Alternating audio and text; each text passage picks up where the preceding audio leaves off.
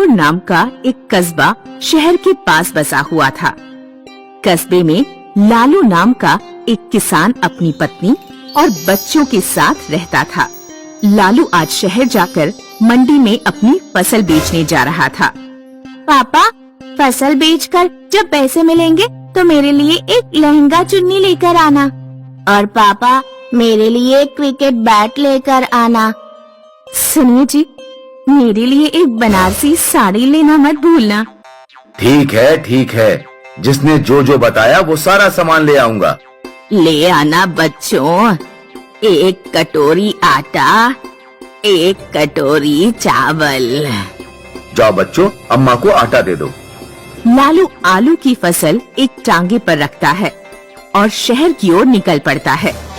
मंडी का ठेकेदार लालू राम बहुत चालाक आदमी था। वो किसानों से बहुत सस्ते दाम में फसल खरीद लेता था और फिर शहर के दुकानदारों को ऊंचे दामों में बेचता। ठेकेदार साहब, 10 कुंटल आलू के सिर्फ 10,000 रुपए। अरे लालू, तुम भी बिल्कुल निपट गंवार आदमी हो। इस बार मंडी में आलू भरा पड़ा है, इसीलिए आलू के दाम बहुत गिर गए हैं। बेचना है तो बेचो, वरना घर ले जाओ। मेरे पास तुमसे बहस करने का टाइम नहीं है। बाकी किसानों ने तो अपनी फसल बेच दी, लेकिन लालू अपनी फसल घर ले आया। क्या हुआ? फसल वापस क्यों ले आए? मंडी बंद है क्या? मंडी तो खुली हुई थी, लेकिन पिछली बार की तरह इस बार भी मंडी ठेकेदार फसल की बहुत कम कीमत दे रहा था। जितने में भी बिक रही थी बेच देनी चाहिए थी। नहीं, इतनी मेहनत और लागत लगाकर फसल उगाई, इतने सस्ते में कैसे बेच दूं? अपनी हाथ गाड़ी बनाऊंगा और सीधे शहर ले जाकर आलू बेचूंगा। पापा, ये हाथ गाड़ी क्या होता है? तुम्हारे स्कूल के सामने जो भैया अमरूद बेचते हैं, वो अमरूद किस चीज पर रख कर लाते हैं? ठेले पर। उस ठेले को ही हाथ गाड़ी भी बोलते हैं। लालू अपनी पत्नी का मंगलसूत्र बेचकर मजबूत लकड़ी और 4 टायर खरीदता है। कुछ ही दिनों में वो अपनी हाथ गाड़ी तैयार कर लेता है।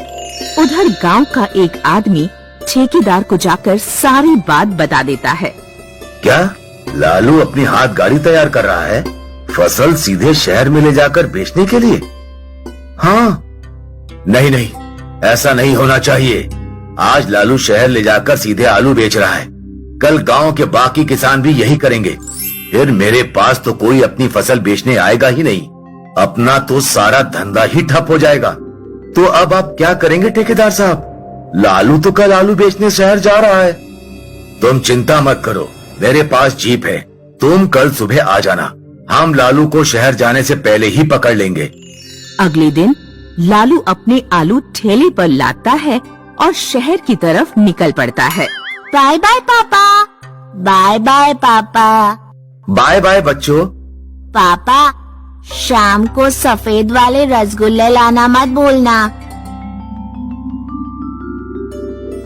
ठेकेदार अपनी जीप से लालू का पीछा करने लगा।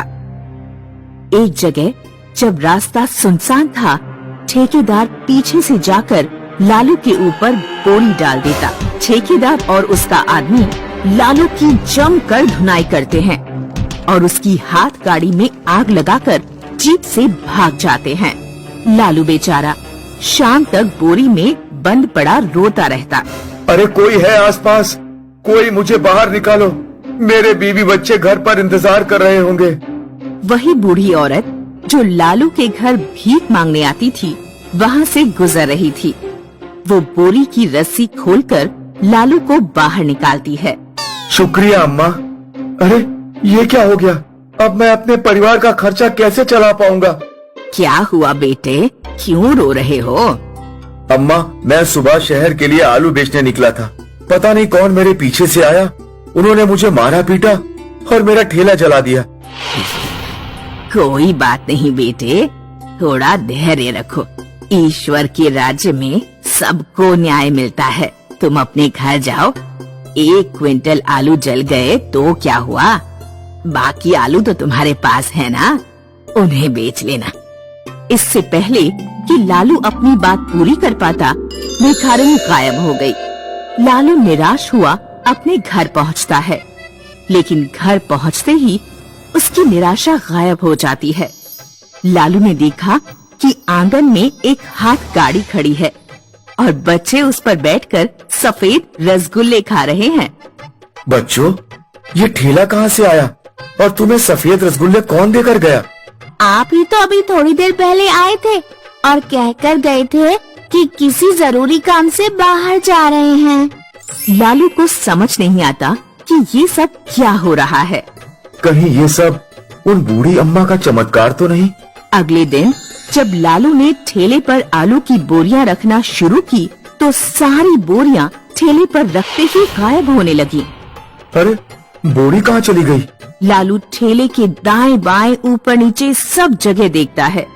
उसे ठेले के नीचे एक पर्ची मिलती है। ये एक जादुई ठेला है। इस पे सामान रखने पर सामान गायब हो जाएगा। सामान बाहर निकालने के लिए बोले आबरा का ढाबरा। ये तो अच्छा है। अब मैं सीधे शहर जाकर ही आबरा का डाबरा बोलूंगा। लालू रोजाना शहर ले जाकर आलू बेचने लगा। आलू ले लो, बढ़िया नए आलू ले लो। ठेकेदार का आदमी देखता है कि लालू रोजाना खाली ठेला शहर ले जाता और शाम को खाली ठेला लेकर ही वापस लौट आता। वो सारी बात जाकर ठेकेदार को बताता है। लगता है लालू सदमे में आकर पागल हो गया है। नहीं उस्ताद, मुझे तो दाल में कुछ काला लगता है। हमें एक बार चलकर देखना चाहिए। ठीक है, कल चलते हैं जीप से। अगले दिन ठेकेदार और उसके आदमी ने चुपके चुपके लालू का पीछा किया। आबरा का ढाबरा। अरे, ये क्या हो रहा है? क्या लालू को तंत्र मंत्र भी आता है? उस्ताद, मुझे तो लगता है उसकी नई हाथ गाड़ी में कोई गड़बड़ है। लौट के आने दो उसे। इस बार उसे जिंदा नहीं छोड़ेंगे। शाम को लालू वापस लौटा। अरे वो देखो, लालू घर वापस जा रहा है। जल्दी बोरी लेकर नीचे उतरो। ठेकेदार का आदमी जैसे ही जीप से नीचे उतरने वाला था, जीप 100 फीट ऊपर हवा में टंग गई। अरे, ये क्या हुआ? अब हम नीचे कैसे उतरेंगे? उस्ताद, सामने देखिए, हवाई जहाज। नीचे कूदिए उस्ताद। अरे बेवकूफ, यहाँ से नीचे कूदे तो मर जाएंगे, और नहीं कूदे तो हवाई जहाज से मर जाएंगे। दोनों नीचे गिरकर मर जाते हैं। अरे, ये दोनों कहाँ से टपके? किसी ने ठीक ही कहा है, जो दूसरों के साथ बुरा करता है उसके साथ बुरा ही होता है।